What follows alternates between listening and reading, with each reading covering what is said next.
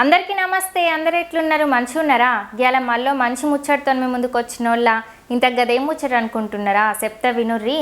ఒకప్పుడు పెళ్ళి ఎట్లా చేసేదంటే ఇంటి ముందు తాటాకులతోని పందిరేసి మంచిగా ఎడ్ల బండ్లల్లో పోయేది. ఏ గుడికాన్నో బడికాన్నో దిగేది.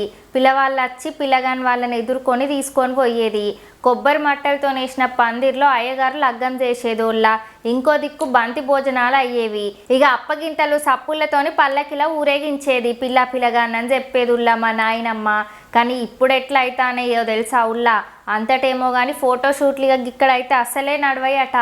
పచ్చని అడవి మధ్యన పల్లెటూరుల్లా ఎంత ముద్దుగున్నాయో లొకేషన్సుల్లా. కానీ ఫోటోషూట్లు మాత్రం ఇక్కడ నడవయి అంటున్నారు. ఇక్కడ షూటింగ్లు బంద్ అటనుల్లా. అంటే సినిమాలే అనుకునేరు కాదుల్లో. ప్రీ వెడ్డింగ్ షూట్లు గవ్వి గివ్వి అనేది ఏది లేకుండా హల్దీ అని డీజేలని ఎవ్విలెవ్వట. అది ఎక్కడ అనుకుంటుర్రా? ఆదిలాబాద్ జిల్లా శ్యామ్ నాయక్ తండాల వీటికి దూరంగా ఉంటామని ప్రమాణం చేసిల్లటుల్లా. పెళ్లికి ముందు అబ్బాయి అమ్మాయి గలుసుడైంది.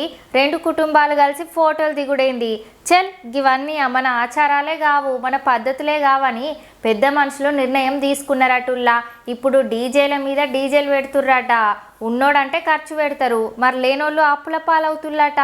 ఒకరిని చూసి ఇంకొకరు అది కావాలి ఇది కావాలనేసరికి ఇక పెద్దోళ్లకు ఎక్కర్లేనన్న అప్పులు అవుతానయటనుల్లా.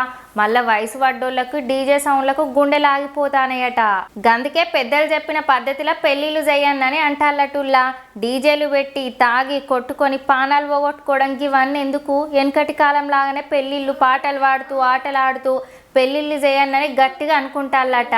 ఇక పెళ్ళిళ్ళకే కాదుల్లో పండుగలైనా ఏవైనా డీజేలు బంద్ అటనుల్లా. ఈ వీడియో మీద మీ అభిప్రాయం కామెంట్ చెయ్యిర్రి. మీకు గనుక వీడియో నచ్చినట్లయితే శ్రీజక్క ఛానల్ని సబ్స్క్రైబ్ చేసి గంట సింబల్ నొక్కుల్లి. ఇగుంటాం మళ్ళా.